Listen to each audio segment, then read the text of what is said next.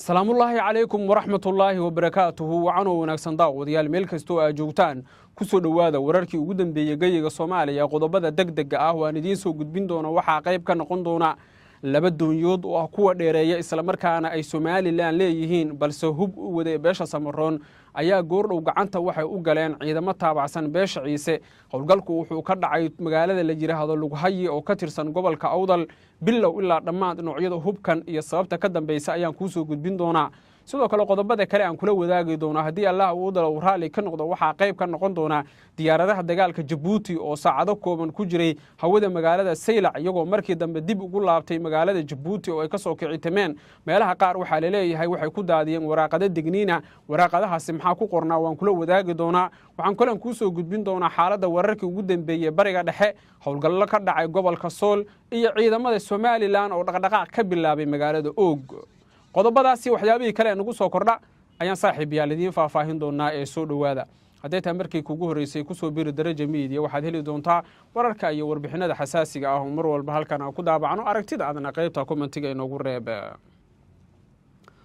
waxaan ku bilaabayaa dabcan qodobkeena ugu horeeya ciidanka beesha Ciise ayaa goordhow gacanta waxay ku dhigeen laba doonyood oo ah kuwa dheereeya isla markaana la sheegay inay hub u sideen beesha Samaroon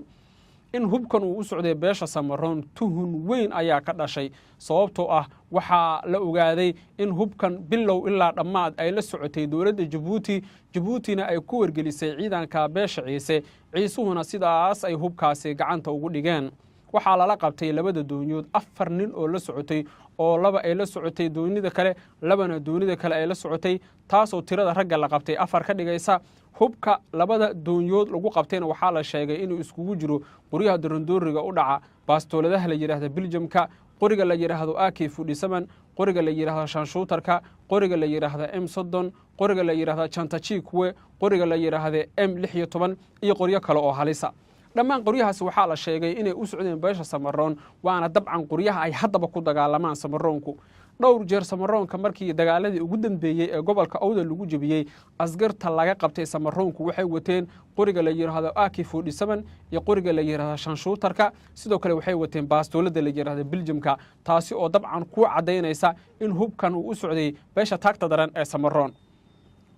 oday kamida odayaasha dhaqanka beesha Ciise wuxuu sheegay in sirdoonka beesha Ciise hadda uu u sahlay in ay gacanta ku dhigaan laakiin baaris aan sameeyay waxaan ku ogaaday in labadan doonyood ay il gaar ah ku hayeen sirdoonka dalka Djibouti kadibna beesha Ciise ay ku wargeliyeen sidaasna gacanta loogu dhigay waana dabcan iskaashi iyo isxulafaysi dhexmaray Djibouti iyo sidoo kale beesha Ciise oo ku aadan in hubkan gacanta lagu dhigay haddana uu gacanta ugu jiro beesha facaweyn ee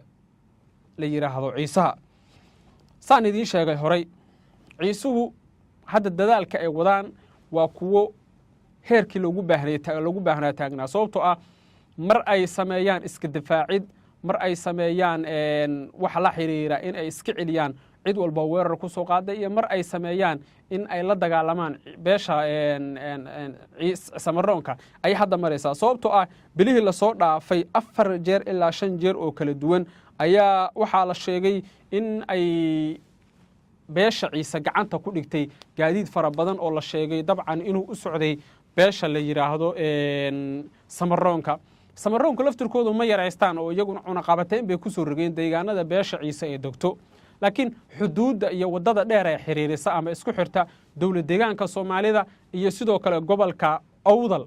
waxa hadda gacanta ku haya ciidanka beesha Ciise yaani marka waxay u saalaysaa ciisuhu gaariga ka yimaada Awdal gaariga ka yimaada Salal gaariga ka yimaada dawlad deegaanka gaariga ka yimaada Diridhabe gaariga ka yimaada Buurta City ama gaadiidka ka baxata Awdal oo Heemaal iyo Habaas iyo Jidhi iyo Cabdiqaadir iyo Dixda Sheekh Awaare iyo Boorama ka baxa dhammaan waxay maraan deegaanada beesha Ciise taasi oo dabcan siinaysa beesha Ciise istiraatiijiyad ah inay ka hortagi karaan ficiladaasi khubarada arrimaha la socota hadda marka waxay leeyihiin beelweynta ciisuhu markan talaabooyinka ay qaadayaan waa kuwa inaba aan caadi ahayn oo ah kuwii ugu sareeyay oo dabcan ay qaadi lahaayeen beesha Ciise heeganka ay ku jiraan sida ay wax u wadaan sida wax u burburinayaan iyo dhammaan deegaanada ay qabsadeen waxay ku tusinaysaa inay hadda xaaladdu marayso meel aad loo sahal ah sidaas la mid ah toddobaadii la soo dhaafay way jirtay aragti ay soo jeediyeen qaar kamid ah odayaal dhaqameed kuwaas oo sheegay in wada hadal lala furo beesha Ciise waa dhinaca samaroonka laakiin waxaana loo sheegay beesha la yiraahdo samaroonku ama ciisuhu inay diideen iyagoo sheegay inaysan wax heshiisa gelin ilaa inta laga ogolaanayo xeerka buugga ciise intii ay curatay bisha barakaysan ee Rabadaan hal mar ayuu labada dhinac waa ciise iyo samaroonka waxa dhex maray dagaal dabcan dagaalkaasi waxa uu ka dhacay meel la yiraahdo ceelgaal wax khasaara oo weyn oo hadda la soo sheegayna ma jiro laakiin markaad aragtid sida ay dhinacyadu dhaqdhaqaaqa u wadaan dabcan waxa ku tusinaysa inay xaaladdu ay faraha ka baxday isla markaana ay gaartay meel aan waxba laga qaban karin oo ku saabsan xaaladaha jira xogta la helayo sidoo kale waxay tilmaamaysaa in bilihii la soo dhaafay sidaas oo kale ay jirtay aragti ay soo jeediyeen qaar ka mid ah odayaal dhaqameed kuwaas oo hadda ku dadaalaya in si degdeg ah xal looga gaaro waxyaabaha la isku hayo oo ay dad badan aaminsan yihiin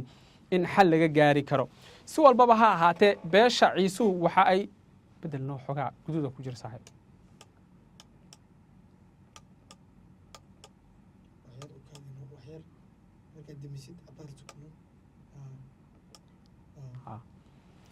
sidaas si lamida ciisuhu iyaguna waxa ay soo jeediyeen in ugu horeyn bal horta xeerka buugga ciise la ogolaado kadibna wada hadal la furo laakiin inta ka horeysa waxay sheegeen ciisuhu in aysan haba yaraatee wada hadal la gelin Somaliland wada hadal la gelin Samaroon iyaga oo markaas ku eedeynaya inaysan dhexdhexaad ka ahayn in xeerka buugga ciise la soo bandhigo waxyaabaha ku jira ee kalena laga wada hadlo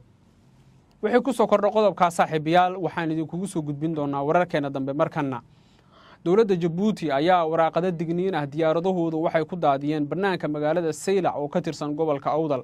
Saylac waa magaalada la rabay in lagu soo bandhigo xeerka buugga ciise qof ka mid ah dadka deegaanka oo waraaqadahaasi ila wadaagay waxa ku qornaa af Ingiriisi af Faransiis iyo sidoo kale af Soomaali luqadahaasi dhammaan waxa ku hadla dadka Djiboutiyaanka ah laakiin dadka ugu badan ee gobolka Awdal daga asal ahaan waxay ku hadlaan af Soomaali waraaqadaha inta badan waxa ku qornaa digniino toos ugu socda ciidanka beesha Samaroon iyo dadka shacabka inay kala fogaadaan in Djibouti ay fulinayso weeraradu qiimo ah hadii aan xal degdeg ah la helin iyo oraahyo kale oo aad u adag ayaa dabcan ku qornaa waraaqadaha taasi oo dabcan ku tusinaysa in hadda xaaladdu marayso meel aan waxba laga qaban karin yacni xaaladdu ay tagtay meel aad u halis ah sidaas si lamid ah dadka arrimaha la socdaahi waxay leeyihiin dowladda Djibouti waa inay qaado tallaabooyin dheeraad ah oo ah kuwa xal nabdoon ah si loo soo gabagabeeyo qodobada la isku hayo oo ay dad badan aaminsan yihiin in xal degdeg ah la gaari karo hogaamiyaha beesha ciise waa ugaaska guud ee beesha ciise ugaas Mustafa Maxamed Ibrahim wuxuu sheegay in ay xal degdeg ah keeni doonaan haddii Samaroonku ay ogolaadaan in la soo bandhigo xeerka buugga ciise oo uu sheegay inuu yahay lama taabtaan muhiim ah sandalada faca weyn ee beesha ciise ciisuhu inay degaan gobolka Awdal gaar ahaan Djibouti iyo Ethiopia cid isku ma hayso laakiin inay Awdal degaan ayaa hadda waxa ka taagan arrin aad muhiim u ah taasi oo ay dad badan aaminsan yihiin in loo baahan yahay in la gaaro xal degdeg ah oo lagu soo afjarayo khilaafka halkaasi ka taagan qodobkan ugu dambeeyana waxaan dulmar yar ku sameynayaa xaaladda wararkii ugu dambeeyay ee bariga dhexe wargeyska The Washington Post ayaa warbixin dheer ka qoray xaaladda bariga dhexe isagoo dul istaagay qodobo waaweyn maamulka Trump ayaa la xiriiray hogaamiyaasha Kurdiyiinta ee Ciraaq waa Iran iyo Ciraaq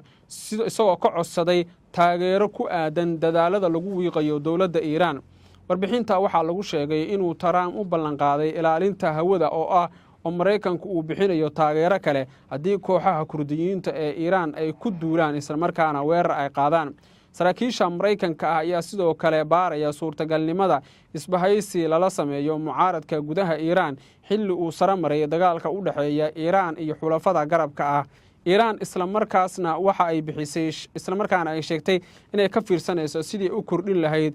kulgulahaanshaheeda duulaanka ka dhanka Mareykanka balse arinta ugu xiisaha badan ee warbixinta uu daaha ka qaaday waxa ay tahay in hogaamiyaasha Kurdida ee Ciraaq iyo Iran waa in aad doorataan Mareykanka iyo Israel ama Iran ma jirto wax inta u dhaxaysa ayuu yiri Mareykanku dabcan tan oo loo arko cadaadis xoogan oo la saarayo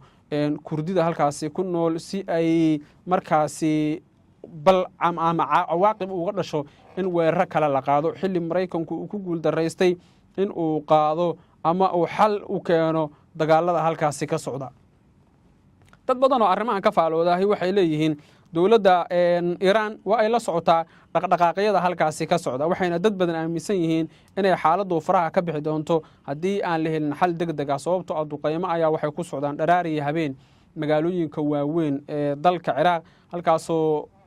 dalka Iiraan halkaasoo duqeymo xoogan ay ka dhacayaan gudaana saaxiibayaal wararkeena intaas bay ku dhan yihiin hadday tahay kolkii kugu horeysayna nagu soo biir waa mahadsantihiin saaxiibayaal soo dhawaada jimco wanaagsan